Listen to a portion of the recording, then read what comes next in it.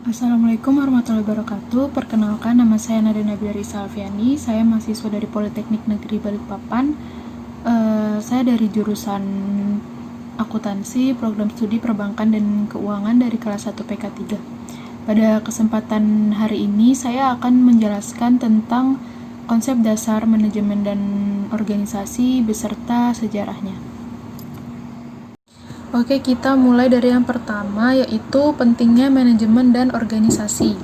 Organisasi merupakan alat untuk mencapai tujuan. Sebagai alat, organisasi bersifat statis yang menghimpun orang-orang yang mengadakan kerjasama. Maka dari itu, perlu suatu fungsi atau proses yang disebut manajemen. Jadi, untuk mencapai tujuan tertentu atau tujuan bersama, diperlukan adanya manajemen. Hal itu berarti fungsi-fungsi manajemen berlaku pada semua tipe dan organisasi dimanapun juga, karena setiap organisasi pasti membutuhkan adanya perencanaan, pengorganisasian, pelaksanaan, dan pengawasan dalam bentuk yang sederhana sekalipun. Lanjut, ini ada manfaat manajemen dan kegiatan organisasi. Yang pertama, pekerjaan itu berat, sulit untuk dikerjakan sendiri. Jadi, intinya yaitu adalah kerjasama. Yang kedua, ada suatu organisasi yang akan berhasil guna dan berdaya guna. Yang ketiga, manajemen yang baik dapat meningkatkan kinerja dari semua potensi yang dimiliki. Keempat, manajemen yang baik akan menghindari dan mengurangi pemborosan. Kelima, manajemen merupakan suatu pedoman pemikiran dan tindakan kegiatan organisasi. Yang keenam, manajemen yang baik selalu mengedepankan kerjasama, keharmonisan, komunikasi yang konstruktif, seimbang, searah, saling menghormati, dan menghargai, mencintai sebagai tujuan dapat dioptimalkan. Yang terakhir, ada manajemen diperlukan untuk kemajuan dan pertumbuhan juga perkembangan agar lebih baik lagi.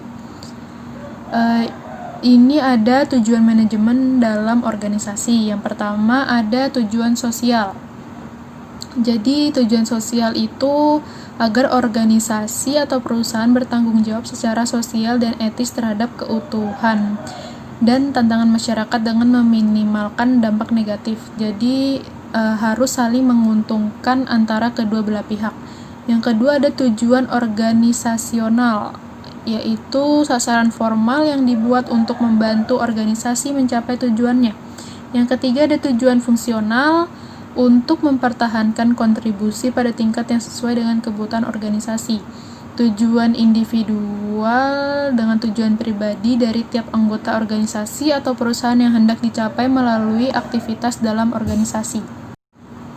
Sekarang kita beralih ke pembagian fungsi manajemen menurut para ahli. Ada 6 ahli yang mengemukakan pendapatnya. Yang pertama ada Dalton E.M.C. Verlan tahun 1990. Manajemen prinsipal dan manajemen menjelaskan bahwa fungsi manajemen terbagi menjadi 3, yaitu planning perencanaan, organisasi pengorganisasian, controlling pengawasan.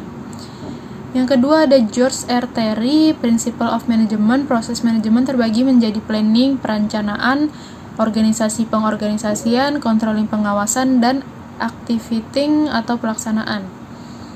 Yang ketiga ada Hakons and O'Donnell, The Principles of Management. Proses dan fungsi manajemen terbagi menjadi planning atau perencanaan, organizing atau pengorganisasian, controlling atau pengawasan, dan directing atau pengarahan.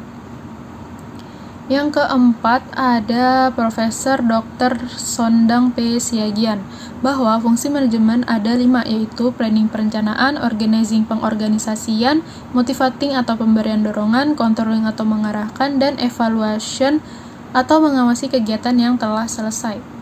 Yang kelima ada Henry Fayol. Fungsi manajemen meliputi planning atau perencanaan, organizing atau pengorganisasian, commanding atau pemberian komando, coordinating atau pengkoordinasian tugas, dan controlling atau pengawasan sedang berjalan.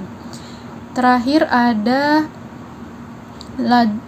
Luther M. Guick. Fungsi manajemen meliputi planning atau perencanaan, organizing atau pengorganisasian, staffing atau pengadaan tenaga kerja, directing atau pembimbingan, coordinating atau pengkoordinasian tugas, reporting atau pelaporan, dan budgeting atau penganggaran. Nah, sekarang kita bahas sedikit tentang macam-macam perencanaan dalam pengorganisasian. Ada 6 perencanaan. Perencanaan yang pertama adalah rencana strategis, yang merupakan rencana umum yang mendasari keputusan alokasi sumber daya, prioritas, serta langkah-langkah dalam tindakannya. Yang kedua ada rencana taktis, lebih melibatkan manajemen tingkat bawah. Rencana operasional memiliki fokus yang pendek serta lingkup yang relatif sempit. Keempat ada rencana jangka panjang atau long range plan. Rencana jangka panjang ini meliputi banyak tahun atau mungkin beberapa dekade. Yang kelima ada rencana jangka menengah, intermediate plan. Ini bersifat sementara dan lebih mudah berubah dibandingkan rencana jangka panjang. Yang keenam terakhir ada rencana jangka pendek. Udah pasti lebih cepat, yaitu kerangka waktu setahun atau kurang. Oke, selanjutnya ini definisi manajemen dan organisasi. Manajemen itu apa sih? Manajemen itu suatu kegiatan yang digunakan untuk mengatur semuanya dengan baik agar dapat melakukan kegiatan dengan efektif dan efisien. Jadi pembagian gitu ya. Terus fungsi utama manajemen.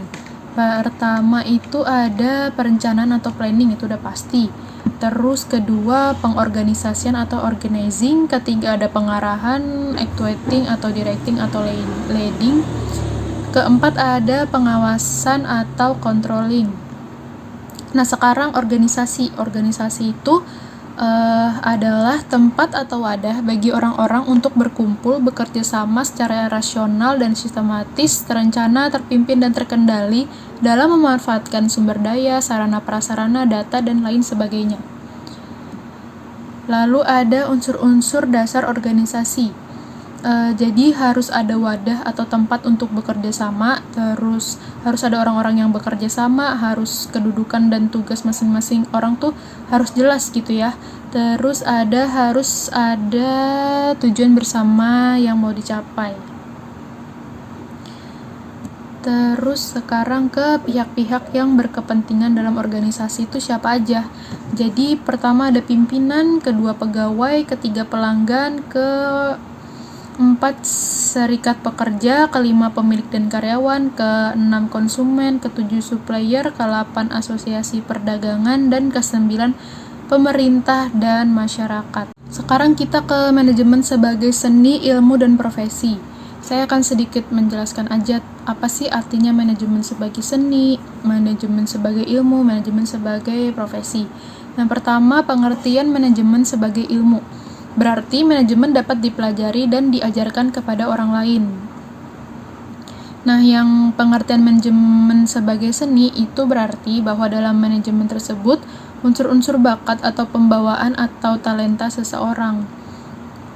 Terus ada lagi pengertian manajemen sebagai profesi, yaitu semua jenis kegiatan selalu harus dimanajemeni oleh semua orang sesuai dengan aturan yang jelas. Jadi udah ada aturannya masing-masing gitu ya.